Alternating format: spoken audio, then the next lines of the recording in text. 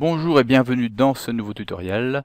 Je vais vous apprendre à faire cet effet dans Modo 801 avec les nouveaux Curve Render. Vous voyez qu'on a du déplacement, on a une matière qui grandit en suivant une courbe et je vais vous montrer tout de suite comment réaliser ça. Alors la première chose, j'ai préparé une petite scène, donc vous pourrez télécharger Horrific Curve Start depuis le lien en dessous de la vidéo Horrific Curve Start. Ça vous permettra d'avoir la scène de base. On va pas s'embêter à remodéliser toute cette scène. Donc ça, je l'ai déjà fourni. Et on va simplement se concentrer sur la fabrique des courbes. Donc on a besoin de l'éditeur de texte, le Text Tool, qui est juste ici, donc deuxième colonne, le dernier à droite. On clique, on va cliquer à peu près vers le milieu. Et puis, vous allez taper, moi j'ai tapé tout en majuscule, horrible. Moi je l'ai écrit en anglais horrific parce que je fais le même tutoriel en anglais et en français.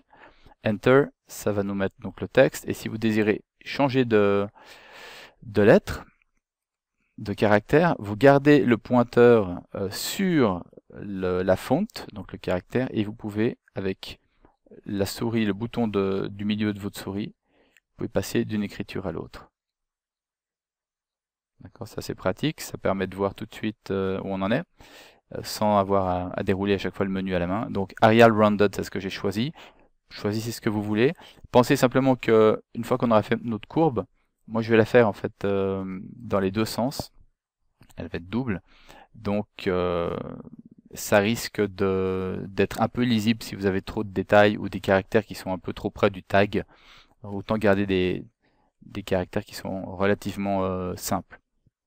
Ok, barre d'espace, on pose l'outil. Alors pour le moment, cet outil, on peut le sélectionner, on dit tiens, on a un polygone, c'est superbe. Mais si je passe en mode vertex et que j'essaie de sélectionner des points, en fait, les seuls points que vous allez sélectionner, ce sont les points qui permettent d'éditer la forme du texte. D'accord? Pardon. Alors, avec T, voilà, je clique dessus, vous pouvez continuer à éditer la forme du texte, comme vous le voyez ici. Ok, vous pouvez éloigner davantage les lettres ou les rapprocher. Vous pouvez les décaler vers le haut, vers le bas, etc. Pourquoi? Parce que ce texte est généré par Modo et pour l'instant, ce n'est pas, malgré le fait qu'ici on nous indique qu'il y a un polygone de sélectionner, on n'est pas en mode polygone. On est dans un texte qui n'est pas éditable.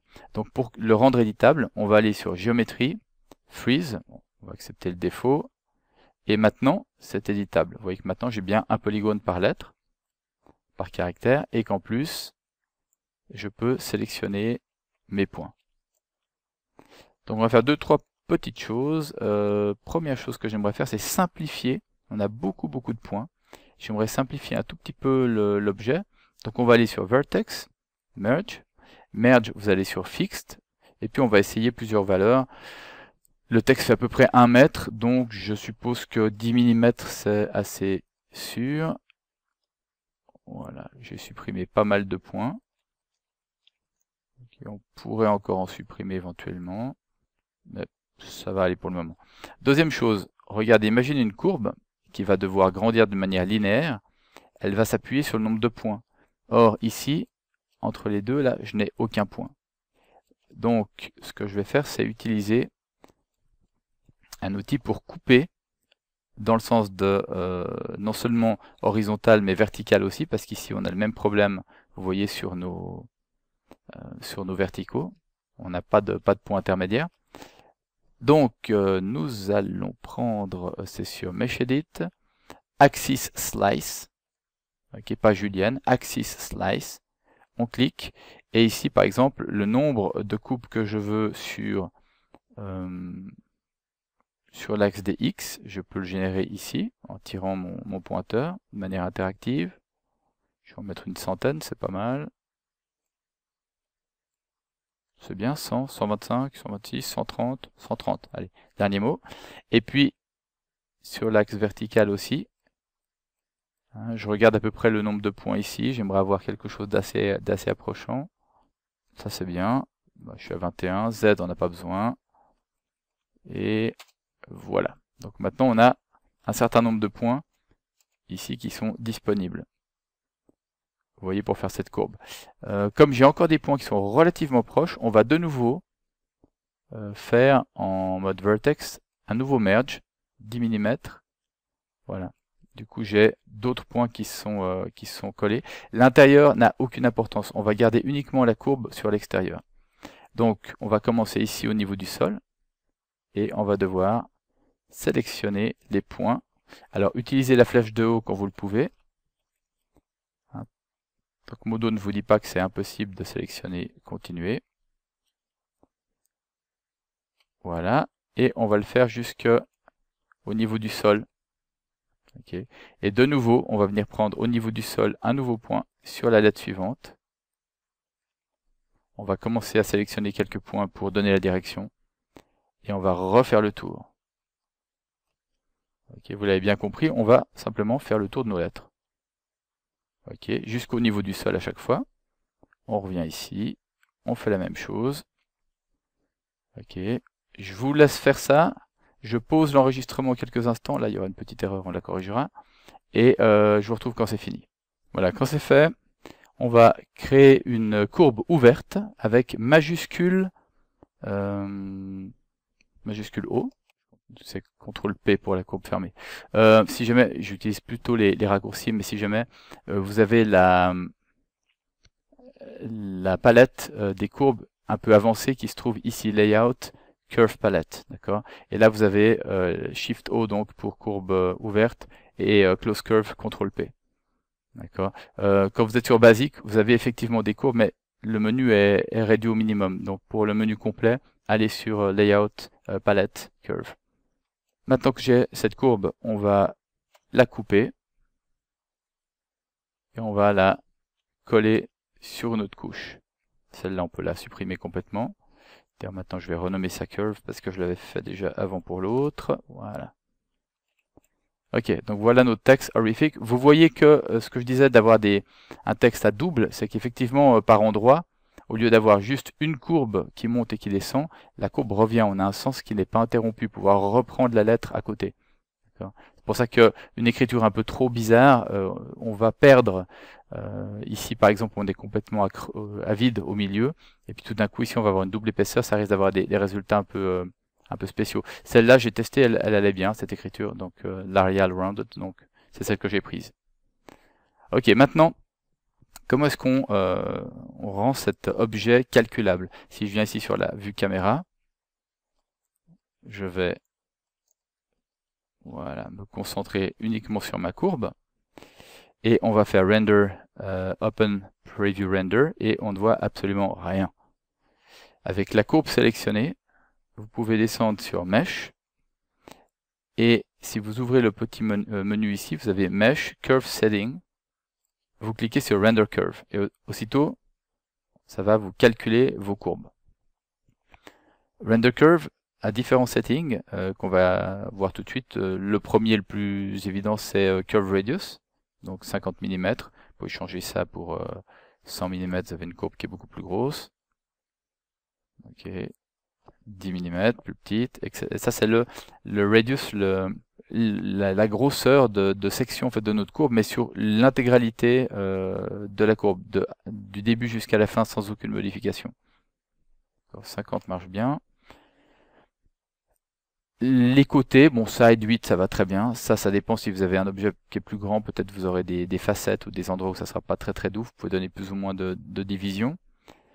Début de la courbe et fin de la courbe. Ça, c'est intéressant. On va pouvoir animer notre courbe pour qu'elle démarre absente et puis qu'elle pousse et qu'elle grandisse le long de l'objet, enfin de l'objet courbe petit à petit. Animable dans le temps. Qu'est-ce qu'on a? Reduce Gradient, ça c'est intéressant aussi. Ça permet de moduler. Si je vais cliquer par exemple ici, et puis je vais donner un Gradient Reduce de 25. Ça veut dire que sur la longueur, sur la vie de ma courbe, depuis le début, le premier point jusqu'au dernier, le diamètre de ma courbe va être animé. D'accord? Enfin, va être pas animé, mais va être modulé. Donc on part ici à 100% et on finit à 25%. Alors bien sûr, des fois, ça peut être pour notre projet, ça peut être pas mal d'avoir quelque chose d'un peu moins violent. Hein, parce que quand on va finir à la dernière lettre, j'aimerais bien qu'elle finisse épaisse également. Simplement, quand on va animer, on va quand même commencer avec une courbe, même depuis le début, relativement fine et qui va s'épaissir. Donc ça, c'est le premier setting qui est intéressant pour nous. Twist Gradient, ça permet de faire des rotations. Pour l'instant, ça ne nous intéresse pas trop. Et ce qui nous intéresse particulièrement, c'est Render Curves as Polygon. Render Curves as Polygon, j'ai cliqué, il ne se passe rien, visiblement. Mais c'est ce qui va nous permettre d'appliquer un déplacement sur la courbe. Bien, si on veut changer la couleur de cette courbe, rien de plus facile, on sélectionne la courbe, on fait M, on va donner un nom de surface, Curve, je vais appeler, très bien.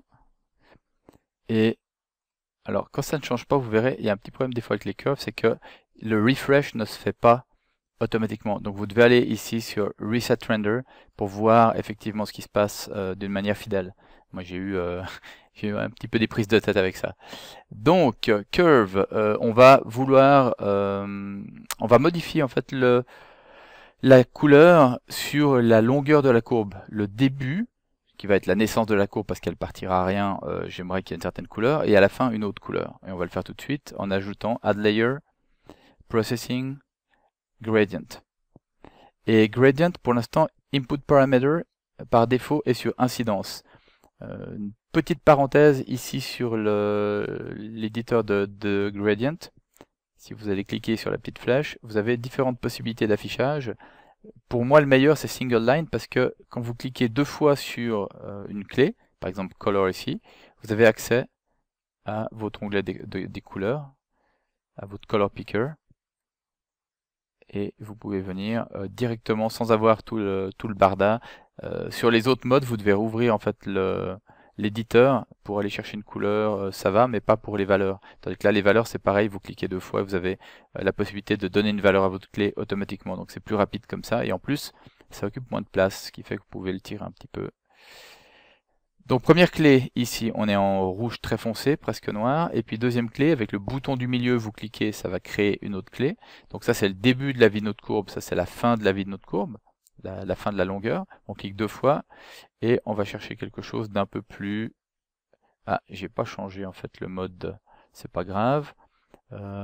J'aimerais un rouge bien pétant, un rouge 100, voilà.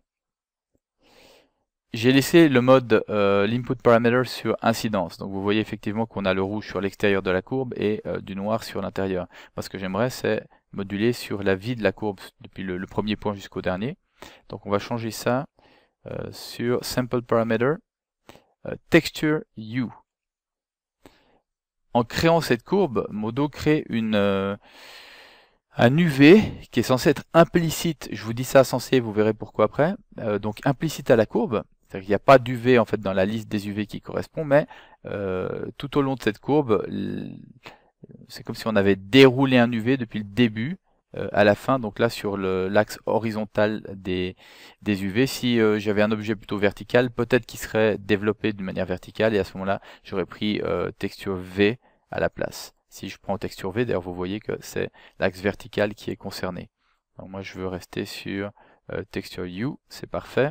Une petite chose quant aux UV. On va aller sur Preset. J'ai sélectionné mon onglet courbe. Je vais descendre donc sur surface.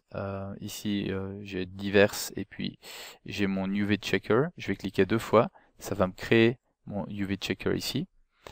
Et je vais vous montrer une chose qui est assez embêtante. On peut virer d'ailleurs ce qu'on a là en dessous. Ou pas, c'est pas grave. Voilà, donc ici j'ai mon Modo UV Checker. Et pour l'instant, le mode d'application, c'est sur UV Map. En théorie, on devrait choisir Implicit UV. Pourquoi? Parce que les courbes génèrent un UV qui n'apparaît pas sur la liste, mais qui est implicite à la courbe. Mais si je vais sur Options et que je fais Reset Render, en fait, j'ai pas d'UV. D'accord? Implicit UV n'apparaît pas. Donc, petit piège, il faut aller sur UV Map, Reset Render, et à ce moment-là, mon image va apparaître. Bien sûr, elle est complètement déformée. Imaginez cette longue courbe, d'accord, sur l'axe des U. On va devoir modifier le tiling. Juste ici, Horizontal Wrap, Vertical Wrap, Horizontal, on va peut-être mettre 50. Bien sûr, comme ça ne refresh pas, on va aller sur Options, Reset Render encore. C'est un peu ennuyeux. Et vous voyez que maintenant, ma courbe, ma texture est répétée tout le long de la courbe. Donc ça c'est bien la preuve que c'est pas l'implicit UV mais UV map qu'il faut choisir et puis vous laissez l'UV par défaut, ça suffit. Je vais cacher ça. Vous voyez que j'ai caché l'UV checker, mais malgré tout, je peux même le deleter. Pas de refresh, hein, je suis obligé de venir et à chaque fois faire un refresh. C'est très embêtant, mais j'ai eu ce problème avec les courbes et je vous assure que j'ai fait pas mal de changements au setting avant de m'apercevoir que ce que je voyais n'était pas affecté par les changements que je faisais. Donc maintenant, ce que j'aimerais, c'est pouvoir appliquer un déplacement. Et le déplacement ne s'appliquera pas, encore une fois, si je ne l'ai pas dit déjà, ne s'appliquera pas en mode render curve classique. Si j'enlève render curve as polygon, je n'aurai pas la possibilité de faire de déplacement. Donc il faut absolument activer render curve as polygon. Donc je reviens sur mon onglet. On va créer add layer, texture et on va ajouter un cellular. J'aime bien le cellular qui a un côté extrêmement organique. De nouveau reset render. On va pratiquement le mapper sur un shortcut celui-là. Donc type round. Et puis fréquence, on va le mettre à 3. Juste un petit refresh. Reset render. OK. Et éventuellement, on va changer l'échelle. C'est un petit peu grand. Alors, le mode de projection, soit on prend solide, soit on prend UV map. D'accord. Mais pour être bien sûr de ce qu'on voit, on est obligé de faire un reset render. C'est pas toujours évident. Ok, si je prends un texture, reset render, voilà, vous voyez, ça change complètement. J'ai choisi mon texture ici, ça a changé mon affichage. D'accord. Moi, en l'occurrence, je vais le laisser en solide parce que sur notre projet ici, ça va très bien. Mais vous pouvez choisir un UV si vous voulez également. Donc, on change la taille. Qu'est-ce que je vais mettre 0.4 ou 0.3. Bien sûr, pour voir le changement de nouveau, on va faire un reset render. Et puis, on va placer cette texture bouton de droite sur Diffuse Color et on va le placer en Displacement. Et là encore, vous allez me faire un Reset Render. Alors, ça prend un peu de temps pour refresher parce que là, il va falloir déplacer cette géométrie pour obtenir le résultat et ça va prendre un tout petit peu plus de temps. Voilà. Vous voyez qu'on a un petit déplacement qui n'est pas énorme. Ce que j'aimerais, pour éviter que les lettres soient enflées comme des ballons, j'aimerais moduler le déplacement. On va aller sur Texture Layer et puis sur celle value, au lieu d'avoir 0, on va faire moins 50 ici. Et sur Filler Value, on va faire 50. Donc ça veut dire qu'on va soustraire, on va creuser autant qu'on va rajouter. Ça va éviter d'avoir des lettres qui vont gonfler comme des ballons, encore une fois. Peut-être le déplacement pourrait être un peu plus violent que ça. Ici, si je vais sur mes options de matériel, déplacement, distance, essayons de le mettre à 100, ça risque d'être un peu énorme, bien sûr. Et reset render, ce que j'ai pas fait avant.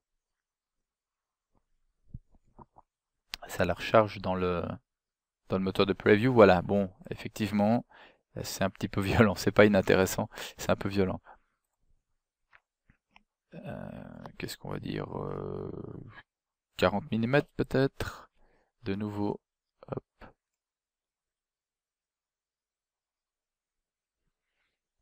Un peu plus. Ouais, je dirais 55. Allez.